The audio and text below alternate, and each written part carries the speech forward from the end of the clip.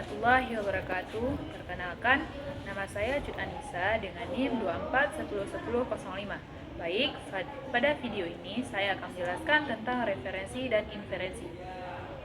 Saya akan menjelaskan tentang referensi. Referensi adalah rujukan atau sumber acuan yang digunakan untuk memperkuat, memvalidasi, atau mendukung pernyataan, argumen, atau klaim dalam tulisan atau pembicaraan. Referensi dapat berupa buku, artikel, atau sumber lain yang kredibel. Yang kedua, inferensi. Inferensi adalah proses penarikan kesimpulan berdasarkan fakta, pengalaman, atau informasi yang diketahui atau diasumsikan, baik secara eksplisit maupun implisit. Inferensi penting dalam memahami makna yang tidak selalu dinyatakan secara langsung dalam teks atau percakapan. Saya akan menjelaskan referensi berdasarkan tempat acuan. Referensi dibagi menjadi dua jenis berdasarkan lokasi acuan yang dirujuk, apakah berada di dalam teks atau di luar teks. 1. Referensi endofora adalah acuan referensi yang berada di dalam teks itu sendiri. Referensi ini terbagi menjadi beberapa bagian. 1. Anafora, yakni mengacu pada sesuatu yang telah disebutkan sebelumnya dalam teks. Kedua, katafora, yakni mengacu pada sesuatu yang akan disebutkan setelahnya dalam teks. Contoh, dia pergi ke pasar, dia membeli buah. Kata dia mengacu pada orang yang sudah disebut sebelumnya dalam artian anafora.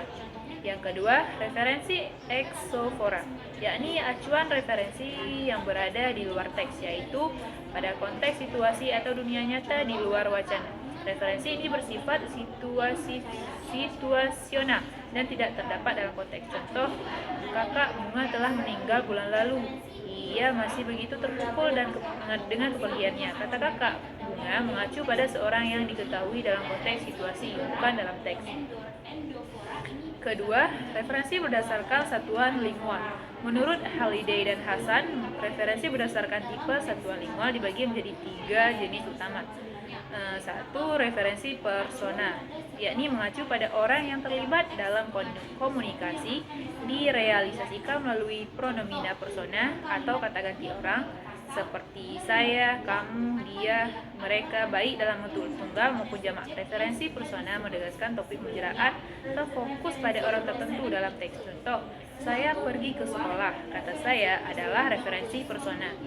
Yang kedua, referensi demonstratif, yakni mengacu pada sesuatu dengan menggunakan kata tunjuk atau penunjuk yang bisa berupa pronomina penunjuk tempat, yakni ini, itu, sini, situ, sana, waktu, sekarang, tadi, nanti, atau hal lain yang menunjuk secara eksplisit pada objek atau lokasi tertentu. Contoh, ini adalah buku saya. Kata ini adalah referensi demonstratif yang menunjuk pada benda yang dekat dengan pembicaranya. Yang kedua, referensi komparatif, yakni mengacu pada perbandingan atau satu hal dengan hal lain menggunakan kata-kata seperti lebih, kurang, sama, atau bentuk perbandingan lainnya. Referensi ini menunjukkan hubungan perbandingan antara elemen dalam teks. Contoh, dia lebih tinggi dari saya. Kata lebih menunjukkan referensi komparatif. Jenis-jenis inferensi yang umum dikenal meliputi beberapa kategori utama berdasarkan cara penarikan kesimpulan dan jumlah premis yang digunakan.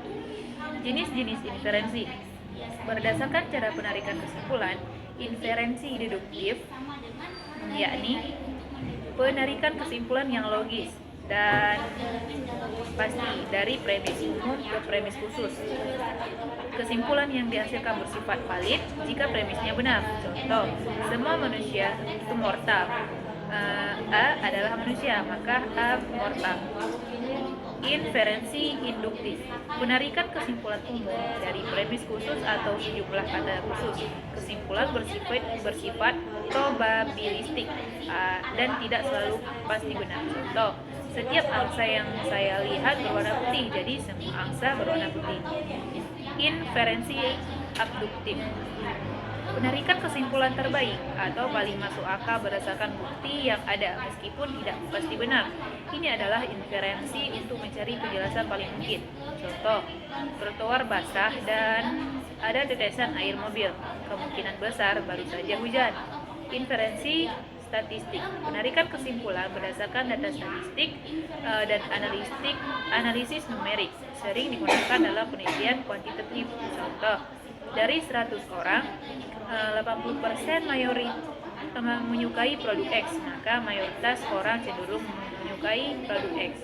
Inferensi temporal, yakni penarikan kesimpulan berdasarkan urutan waktu atau perubahan yang terjadi dari waktu ke waktu. Contoh, suhu turun setiap malam selama seminggu, maka musim gugur telah dimulai. Jenis-jenis inferensi berdasarkan jumlah premis. Inferensi langsung, yaitu penarikan kesimpulan langsung dari satu premis tanpa perantara. Contoh, dari premis semua burung bisa terbang, langsung disimpulkan bahwa burung merpati bisa terbang. Yang kedua, inferensi mediasi, ialah penarikan kesimpulan dari dua atau lebih premis yang saling terkait secara logis menggunakan istilah tengah atau proporsi kedua. Contoh, premis 1, semua manusia mortal. Premis 2, Socrates adalah manusia. Kesimpulan, Socrates mortal. Sekian presentasi dari saya. Jika ada kesalahan, saya mohon maaf. Dan akhiri, wassalamualaikum warahmatullahi wabarakatuh.